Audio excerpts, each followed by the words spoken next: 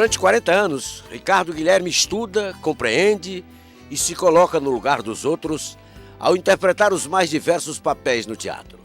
Fora dos palcos, ele construiu uma ponte entre o passado e o futuro, preservando a história em acervos, dando aulas e escrevendo livros. Reconhecido como um dos nossos melhores artistas, ele se divide entre uma arte radical e um diálogo democrático. Ricardo Guilherme, com certeza, vale por muitos. Outra parte delira. A minha infância não é uma infância típica. Eu não jogava bola, eu não sei saltar raia, pipa. Entendeu? Minha adolescência também é completamente diferente da adolescência dos outros. Minha geração ouvia uma música e eu ouvia as músicas dos discos do meu pai mais antigas, sempre muito mais ligado aos mais velhos do que aqueles da minha geração. As brincadeiras típicas não tive. Desde criança eu fazia teatro. A gente se determina, acha que quer ser e vai, desde criança. Juntava-se com meu irmão Almiro Filho, com os meninos da vizinhança, para fazer teatro na garagem, na casa do meu pai.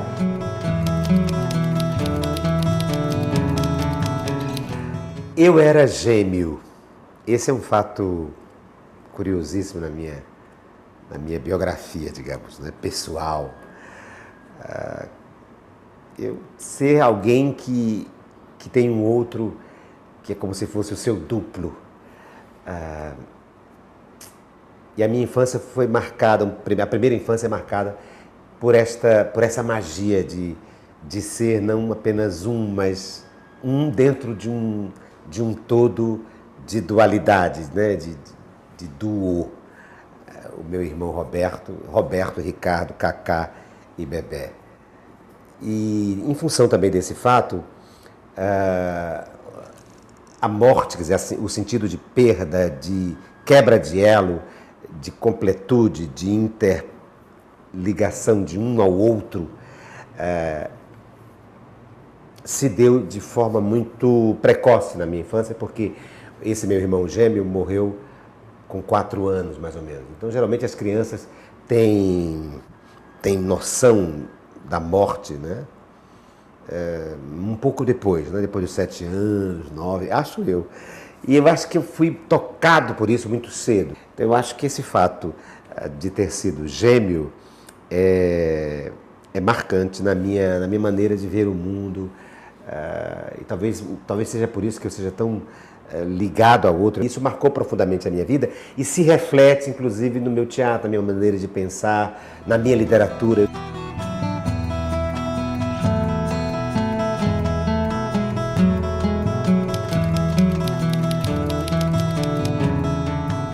Na minha pré-adolescência, quer dizer, a minha geração ainda curtia, ainda se encantava pelo radioteatro. A última geração de elencos locais, produtores de radioteatro. E, coincidindo ao fim do radioteatro, o aparecimento da televisão. Então, eu sou fruto, a minha paixão por representar, né? Acho que advém daí, de ouvir e de ver, de ouvir rádio, ouvir novela de rádio e ver a televisão, o encanto da primeira geração que viu uma televisão.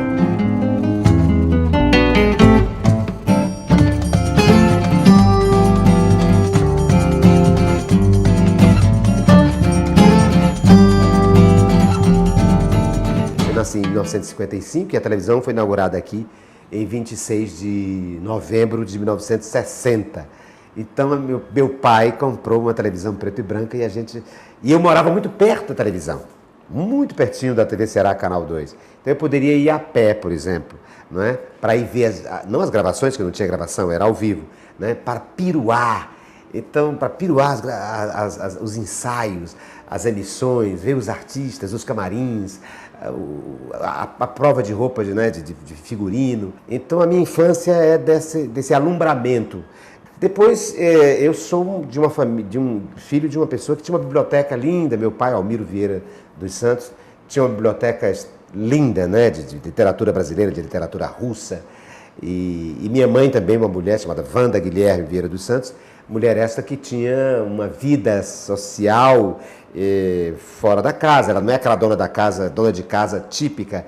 Ela trabalhava fora. Então, eu estou dizendo que o meu ambiente de família para despertar para a literatura, para o teatro, para as artes, era favorável nesse sentido, porque meu pai tinha uma base, né, de livros que eu invadia a biblioteca dele para ler, e minha mãe também nunca foi aquela mulher muito calma, ela sempre foi mulher de trabalhar fora, e acho que isso também me deu uma visão de mundo, né, que perpassa a minha maneira de encarar o casamento, e os homens, as mulheres, enfim, a vida familiar.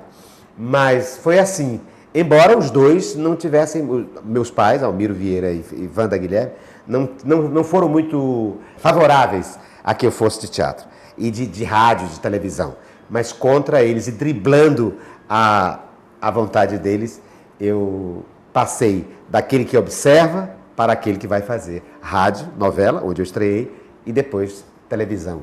A inauguração da televisão em cores no Ceará, eu estava lá como ator. Outro fato determinante, né, é que eu era de uma família de um homem que tinha pelo menos um artista, né? Uma família Guilherme que tinha pelo menos um grande artista. E que artista, né?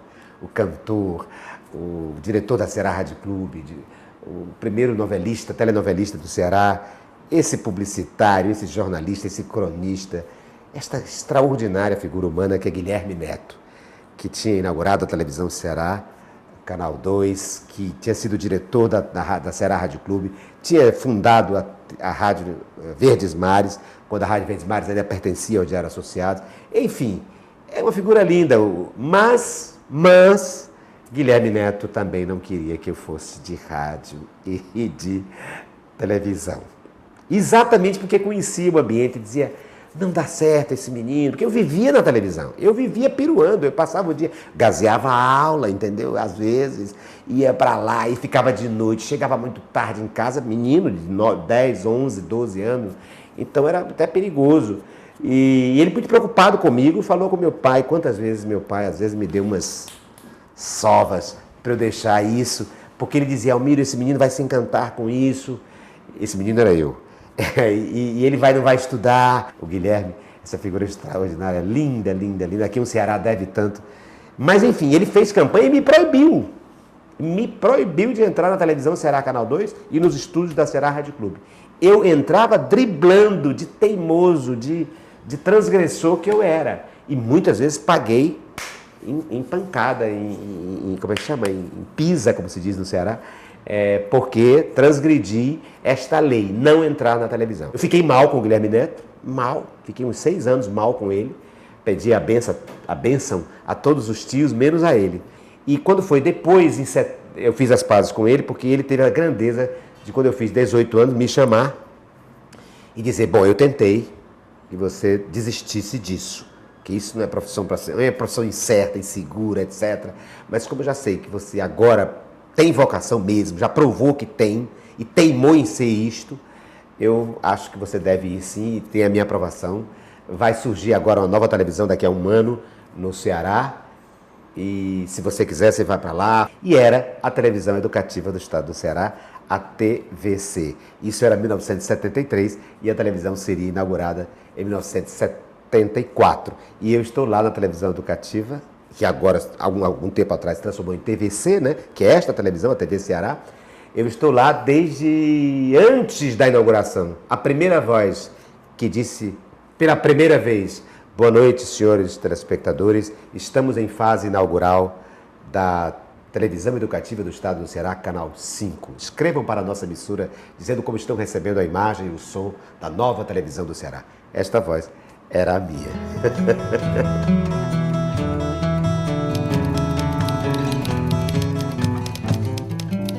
Cada personagem que um ator faz é sempre, sim, uma pesquisa sobre o mundo, sobre mentalidades, sobre temporalidades diversas da dele, ator, intérprete, mas é também uma projeção, né? É um filtro, é uma requalificação desse outro.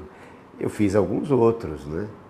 Peças de teatro, Bom, desde o começo eu comecei fazendo o Marte do Gólgota nos anos 70, 1970, fazendo São Cirineu, fazendo o Tiago, que é aquele cara que leva a cruz, ajuda Jesus a levar a cruz. Eu fiz, depois, muitos anos depois, fiz a Peraldiana, do casamento da Peraldiana, com Haroldo Serra. Que outro que eu fiz? Moacir, da Divina Comédia de Dante Moacir, a Rainha do Maracatu, do Rama-Dança, a Bruxa, de uma peça infantil. Enfim, eu fui delegado, fui policial, fui mulher, fui homem, fui heterossexual, fui homossexual. Enfim, o teatro me permite, fui do século XIX, fui do século XX, entende?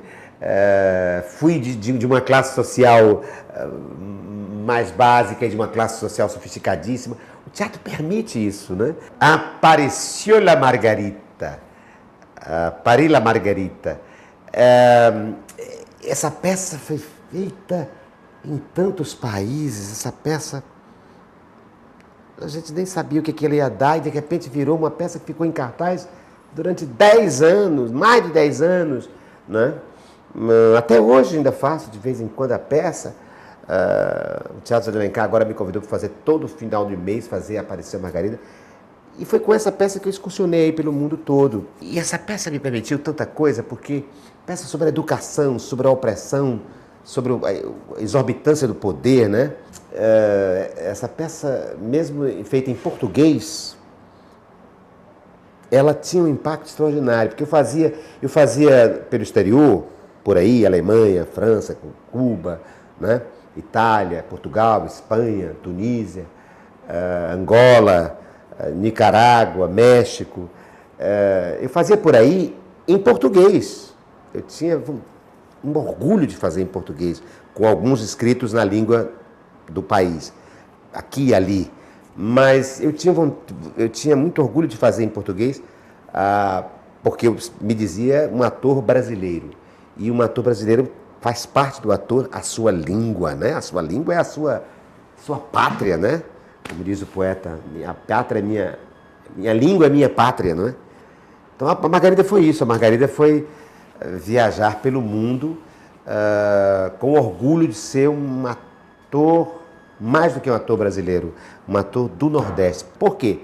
Porque a imagem que se tem no exterior do Brasil, ou melhor, do Nordeste, se a do Brasil já não era naquela época, né, boa, imagina o Nordeste. Então o Nordeste era muito ligado à fome, entendeu? Um desconhecimento total, à pobreza, à miséria mais do que isso, como se a miséria não fosse capaz de produzir uma cultura. E saber que a França, que a Sorbonne, enfim, que os grandes centros chamados da elite intelectual estavam recebendo um professor de uma universidade de uma região como essa, tão estigmatizada como o Nordeste, e esse professor poder falar sobre a cultura do seu país, sobre a cultura do mundo, compreendendo que o Brasil, o Nordeste, Fortaleza, o Ceará, é apenas um ponto de vista para se olhar o mundo, ele não é uma ilha descolada do mundo, né? No começo dos anos 80, eu comecei a viajar pelo mundo, né? Me encantei por essa ideia de fazer com que o Ceará repercutisse não só no Rio de Janeiro, mas em São Paulo, nos grandes centros, naquela época, não é, industriais, da indústria cultural, mas que além mares, né? E aí visitei países tão diferentes, entende? Em termos de desenvolvimento social, né? Eu tive, por exemplo, na França, na Alemanha, mas eu tive também em plena Guerra Civil na Nicarágua, na Guerra Civil de Angola. Era uma variação muito grande assim, de olhares em relação ao mundo, mas esse olhar também me fez, esses pontos de vista me fizeram olhar também o Brasil de pontos de vista diferentes. E quando eu voltei, quando eu disse, não quero mais sair, eu comecei a pensar muito no teatro brasileiro e achei que deveria, mais do que fazer teatro, pensar um teatro específico para o Brasil, que desse essa dimensão transcultural ao Brasil, sendo específico e dialético. E aí surge o teatro radical.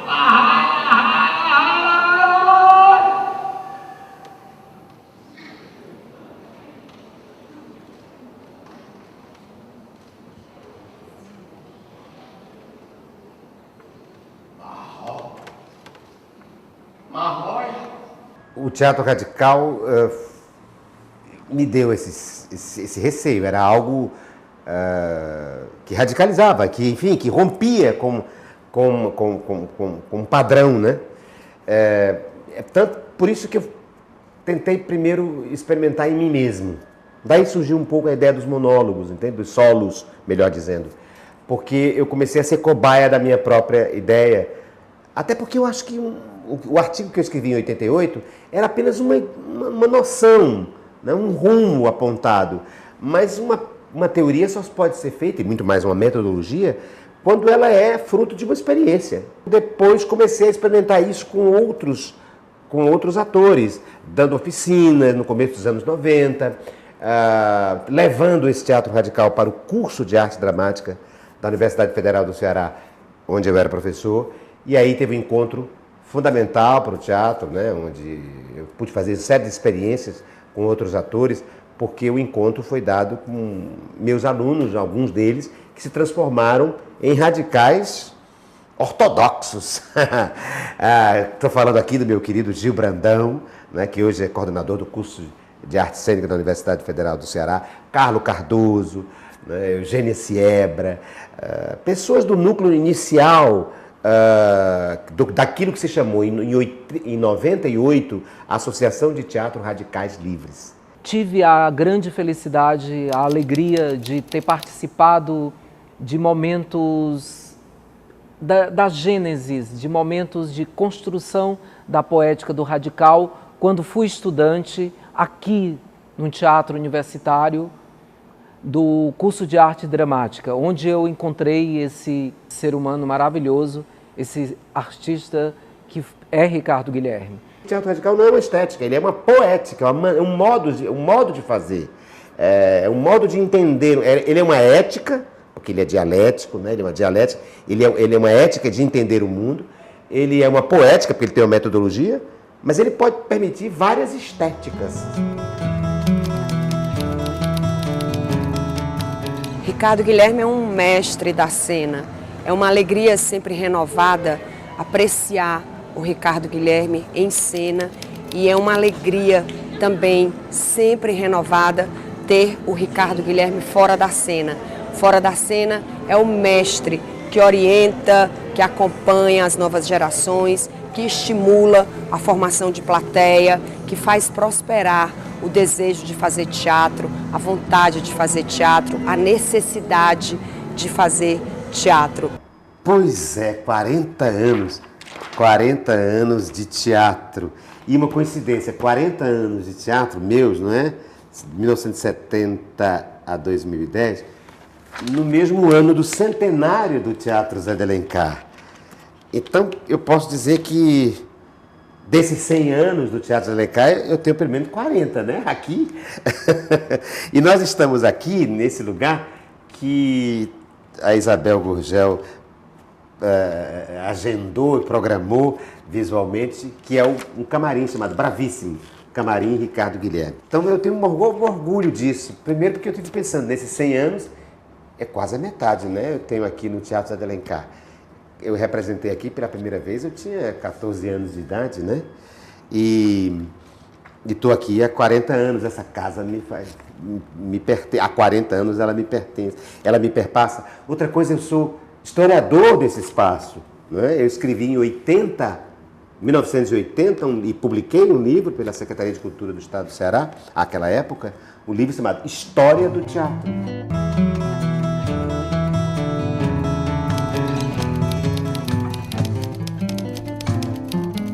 Eu comecei a juntar papéis da TV, do rádio, tudo que eu fazia eu não jogava fora. E tanto que, digo, de papel, de provas, né? E que não foi ninguém que me disse isso, talvez herdasse isso do meu avô, que era um pesquisador também, um pesquisador que eu digo colecionador, melhor dizendo. Ele gostava de colecionar coisas, e eu, selo, por exemplo. Talvez venha daí. E eu também, o pesquisador, eu colecionei, é tanto que eu tenho hoje scripts da TV Ceará Canal 2, scripts dos jornais, dos telejornais, scripts das rádio notícias, entende? Coisas assim que eu nem estava tendo consciência que estava salvando esse patrimônio. A minha vida foi feita muito imbricada, uma atividade na outra, uma multiplicidade muito grande. Eu era ator de rádio, fui assistente de produção dos programas do Gonzaga Vasconcelos nos anos 69, 70, esse programa Gente que a gente gosta, e Porque Hoje é Sábado, que lançou todo esse pessoal do Ceará, Fagner, Belchior, Fred Teixeira, Jorge Melo, Tete, essa gente toda.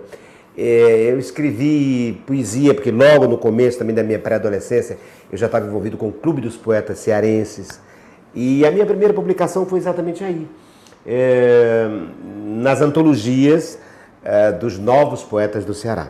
Mas depois já estreiei como jornalista, por exemplo. Eu tinha uma coluna de jornal no Jornal Unitário, que depois também foi feita no jornal Correio do Ceará. Eu tinha uma coluna chamada Entre Atos, em 75, eu tinha 20 anos.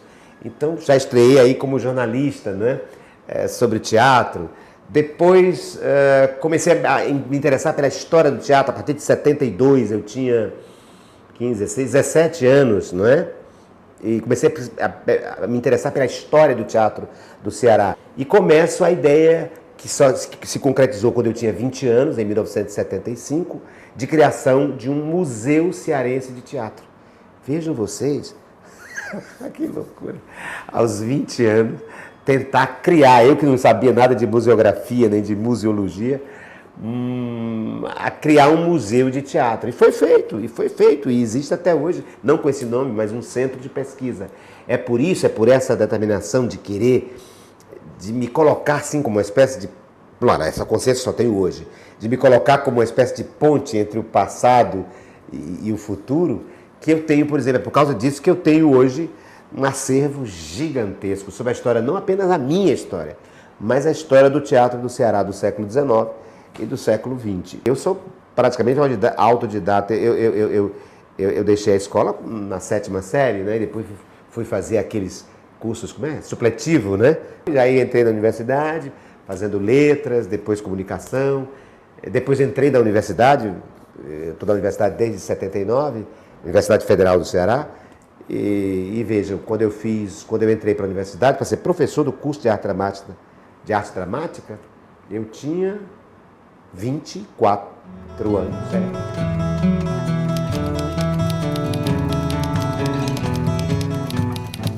Às vezes o problema precisa ser transformado na solução. Mesmo na escassez, você tem que ser criativo. Acho que isso é muito do Ceará, né? É muito do Nordeste, né?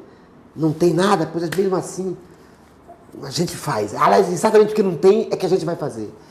Então, o programa de diálogo é isso. É como é que eu poderia, num programa de uma conversa, né, de um duo ali, de uma parceria com um outro convidado, como é que eu poderia ter uma multiplicidade de imagens e que não fosse uma entrevista temática sobre fé de ver, sobre fatos, né, assim, comezinhos, mas que fosse filosofia, que fosse pensamento. Então se pensou isso, um cenário clean, né, um cenário quase fundo neutro, quase não, fundo neutro mesmo. Eu comecei o programa. Contraponto, né, de contraplano, o convidado e o apresentador, e um devir na conversa a partir de objetos. Já disseram até que o programa era fetichista, né? A partir dos objetos, como se os objetos substituíssem o todo. Mas, enfim, é isso. Eu não programo o que vou dizer,